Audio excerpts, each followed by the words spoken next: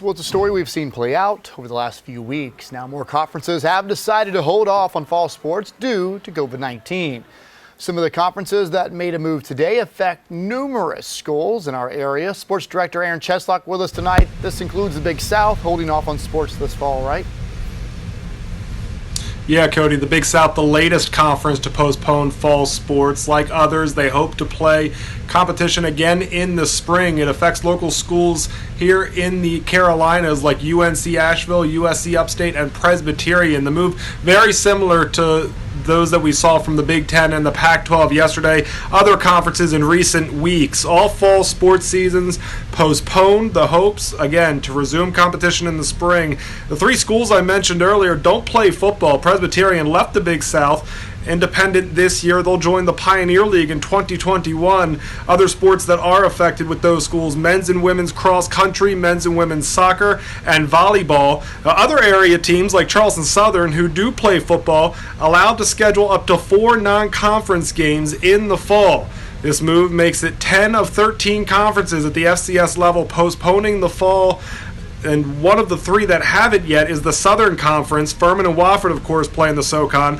Their athletic directors met today. The school president's set to vote tomorrow on whether they're going to postpone or move forward with fall sports. We'll certainly keep an eye on that for you. Meanwhile, we caught up with USC Upstate's athletic director on the Big South's move.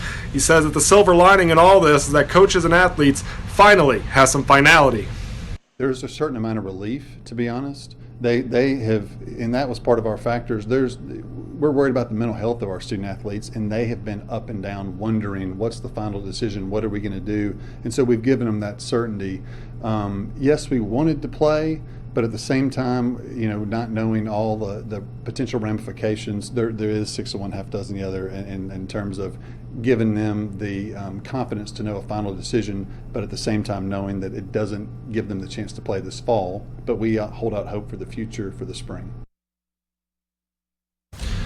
Now to the Gulf South Conference, where North Greenville plays football. They postponed their football season until at least January 1st. The main 3 factors, according to the conference: the health and safety of student athletes, the requirements handed down from the NCAA to compete in the fall, and the NCAA's decision to cancel Division II fall championships. Other sports affected: basketball, soccer, and volleyball. More promising news, however, out of the Power 5 level. The Big 12 has decided, in fact, to push forward with fall sports, which makes 3 conferences still on track to play this fall after the Big Ten and Pac-12 postponed their fall sports seasons yesterday. So they'll look at upping the amount of tests that athletes go through and revising the schedule in the Big 12. Still a 10-game slate, 9 conference games, 1 at a conference. The conference schedule starts on September 26th. The commissioner of the Big 12 says he's comfortable with this decision moving forward.